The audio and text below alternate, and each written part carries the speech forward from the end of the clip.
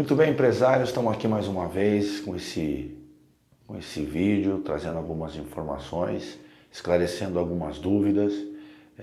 Mais uma vez, reforço, se inscrevam no canal, ative o sino e manda seus comentários, suas perguntas, que ela é muito importante aqui para todos nós, tá bom?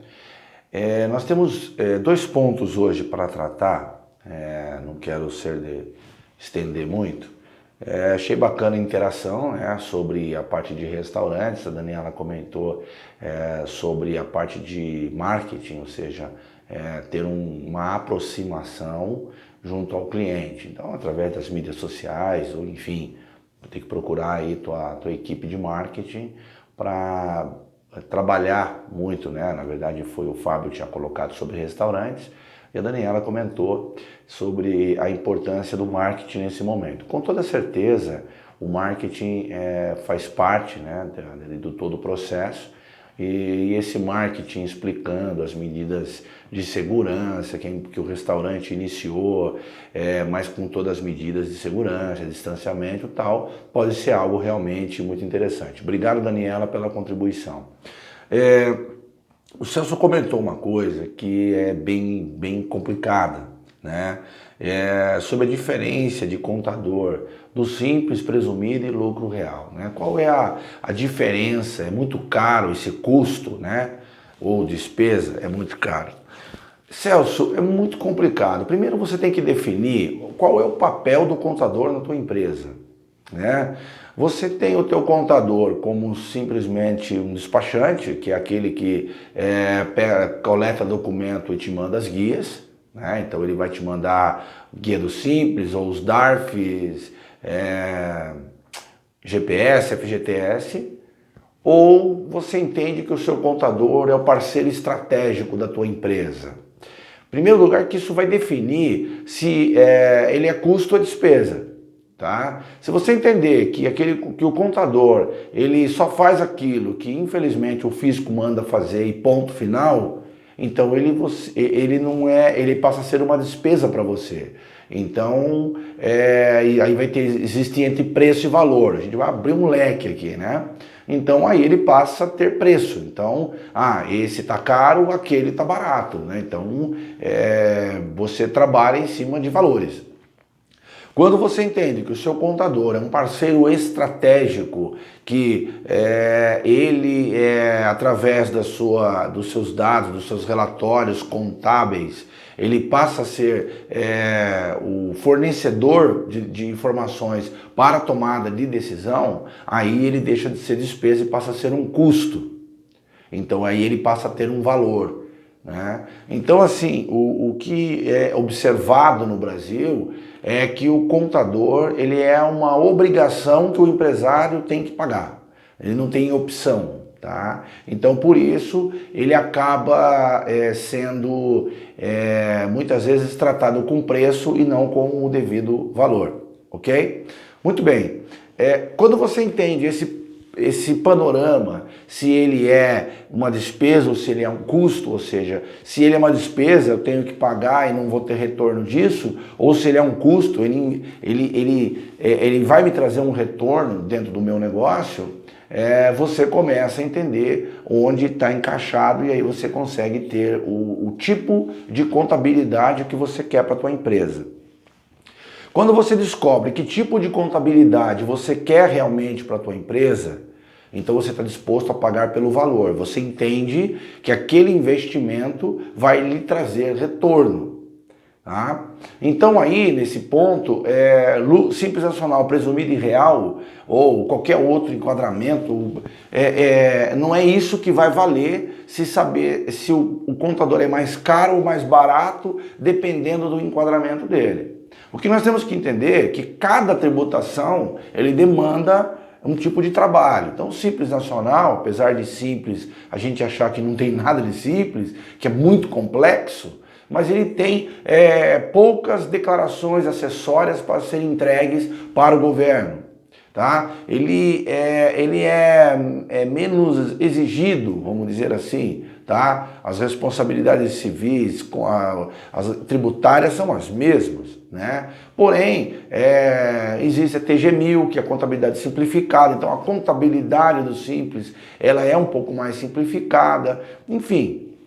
Quando você vai para o presumido, você já tem algumas declarações acessórias. O SPED, que é o Sistema Público de Escrituração Digital, já exige um pouco mais de declarações, de informações para o governo. Então isso demanda mais trabalho. Consequentemente, se você entende que o contador ele é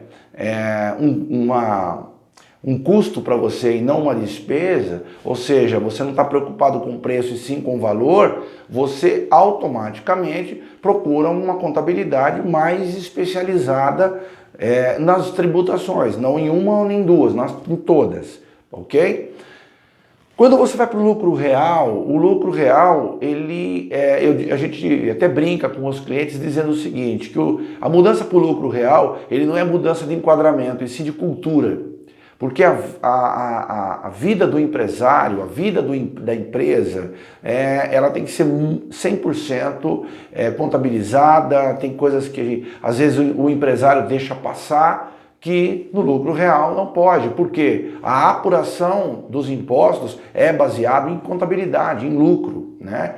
Então, você trabalha com resultados, então qualquer falha que o empresário faça interfere na tributação. Então você imagina que o teu contador entrega um balanço por ano e no lucro real você tem que entregar um balanço por mês. Né? Existem 3 tipos de lucro real e, por exemplo, nós da UTEA Contabilidade, nós adotamos por suspensão, não vamos entrar em detalhe aqui, mas a gente faz uma contabilidade mensal e faz a apuração do imposto mensal. Isso tem um grande diferencial, não só na qualidade do trabalho, mas na qualidade tributária.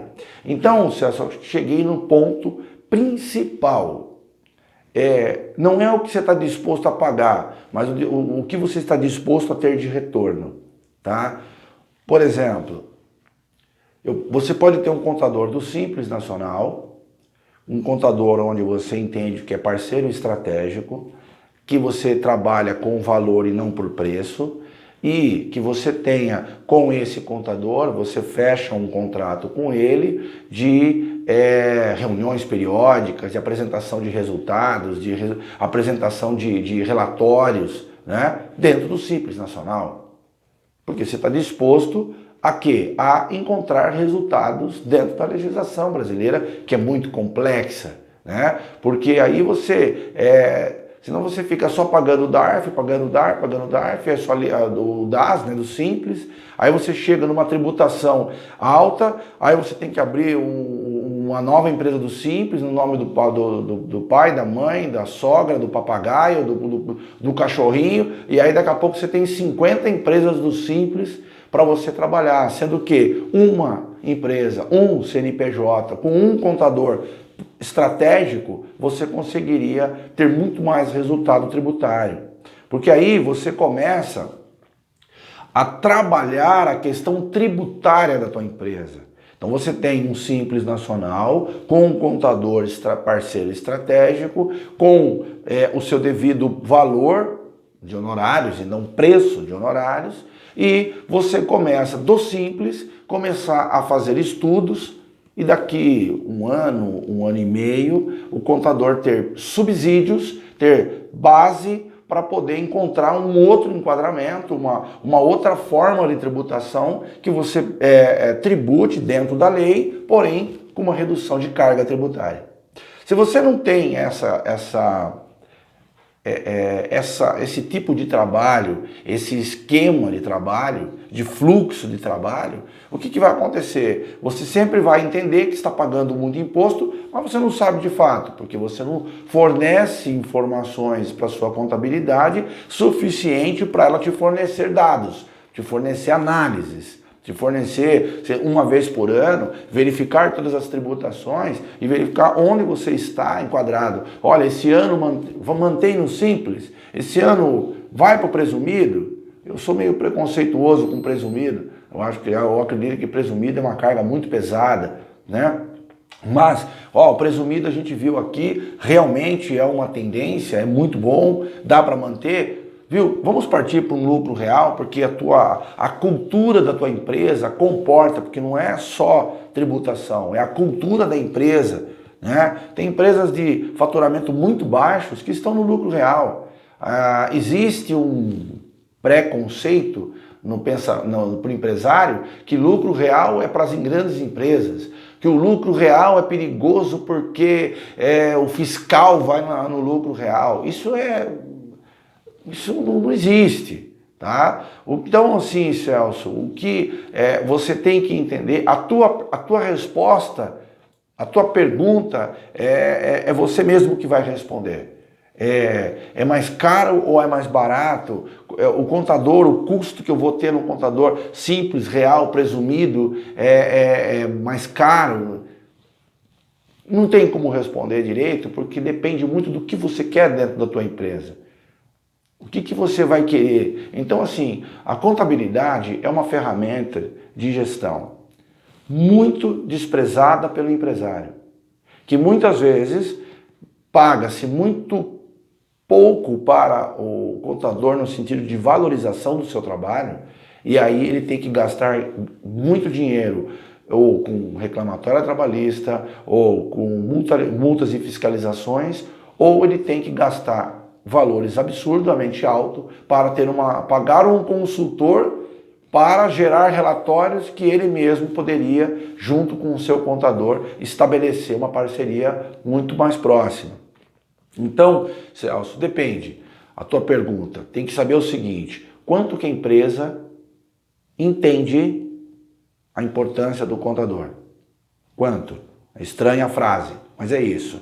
Não, o contador é um parceiro estratégico que vai me trazer resultados, que eu posso ter uma redução, uma diminuição de carga tributária, que eu posso enxergar a minha empresa como o fisco está enxergando, como que o SPED está me vendo, enfim, como é que está sendo visto isso, né? Então, quando você tem essa definição dentro da tua empresa, aí sim você vai entender se o custo é alto ou é baixo, né? Se você entende que você tem um contador estratégico que te alerta, que é consultivo, que te apresenta um balancete 2 por ano, que em cima do balancete toma decisões, que oferece soluções, que viabiliza a parte trabalhista, a parte de logística através da contabilidade,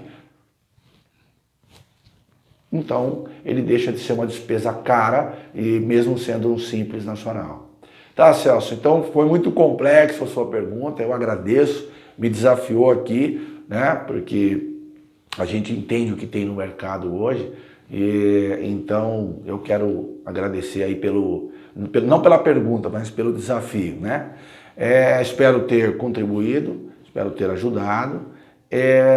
Eu quero que vocês me ajudem, coloquem mais perguntas lá. No próximo vídeo nós vamos falar sobre precificação, que a gente tem uma demanda de pedido aí. Então no próximo já vamos falar de precificação, não percam, acompanhem, tá bom? Então me ajudem, mandando perguntas, compartilhando e vamos para cima. Porque agora é hora de levantar, agora é hora de sacudir a poeira e levantar. Tá bom, gente? Obrigado.